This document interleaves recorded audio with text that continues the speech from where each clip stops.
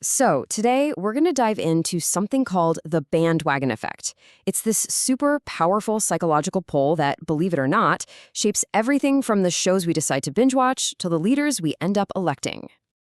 All right, so let's kick things off with a scenario that I bet feels pretty familiar, that nagging sense that you're the only one who's not in on some big, important secret. You know the feeling. You hear about it at work, you see it all over your social media feeds, and then suddenly there's this undeniable pull. You just have to find out what all the fuss is about. And you know what? That feeling isn't an accident, not at all. Streaming platforms are absolute masters at promoting popularity as a sign of quality. They tap right into our fear of being left out, FOMO. The message is pretty simple, really. Hey, this is what everyone's watching and loving, so you should probably join in too. It's a crazy effective way to persuade us. So, this whole idea of jumping on the bandwagon, where did that even come from? Well, it turns out the story starts with a very real, very literal bandwagon. So what is the bandwagon effect, really? It's basically our tendency to just join in with the crowd. And the crucial point here is that this isn't about carefully weighing your options. It's about taking a mental shortcut. If everyone else is doing it, our brain just kind of assumes it must be the right thing to do, or at least the safe thing to do. So picture this. It's 1848, and a showman named Dan Rice is driving his bandwagon through towns with a presidential candidate on board. Now, his sales pitch had absolutely nothing to do with policies or ideas. He simply told people to join the side that already looked like it was winning. Simple as that. And that little circus trick? Well, fast forward to today, and it has evolved into one of the most powerful tools in modern politics and propaganda. You hear this word momentum thrown around all the time, right? Especially during elections. Opinion polls are constantly being pushed out there, not just to measure public support, but to actually create it.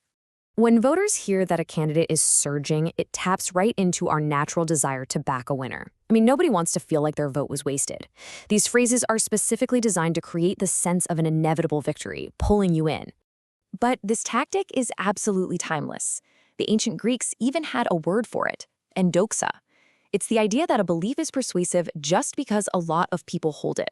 And thousands of years later, we saw the exact same logic in public health messaging, where complying with rules was framed as the normal, socially approved thing to do. But okay, this effect goes way beyond politics. It's playing out all around us, in the technology and media we use every single day.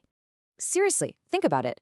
Whether it's a streaming service highlighting the most talked about series, social media showing you what's trending, or even a public health campaign asking you to join the millions, the underlying tactic is exactly the same. Show people what the crowd is doing, and that'll encourage them to do it too. Social media platforms are basically just giant bandwagon machines. Every single like, share, and view is a signal of what other people are paying attention to. And once a piece of content tips into trending, the effect just kicks in automatically. We start engaging with it simply because it seems like everyone else is. So what's the core logic driving all of this? When we feel that pull to join the crowd, what's really happening inside our heads? When you boil it all down, the bandwagon effect is a cognitive shortcut where belief itself is presented as evidence. The logic is totally circular. If a lot of people believe something, well, then it must be true. This quote just nails the internal logic perfectly, doesn't it? It's such a powerful suggestion, and it fuels everything from viral marketing campaigns to really dangerous conspiracy theories. The simple fact that an idea is spreading becomes proof in and of itself that the idea must be valid. So, I guess I'll just leave you with this question. Knowing that all of us are susceptible to the pull of the crowd, the real challenge is this. The next time you follow a trend, are you making a conscious choice, or are you just jumping on the nearest bandwagon?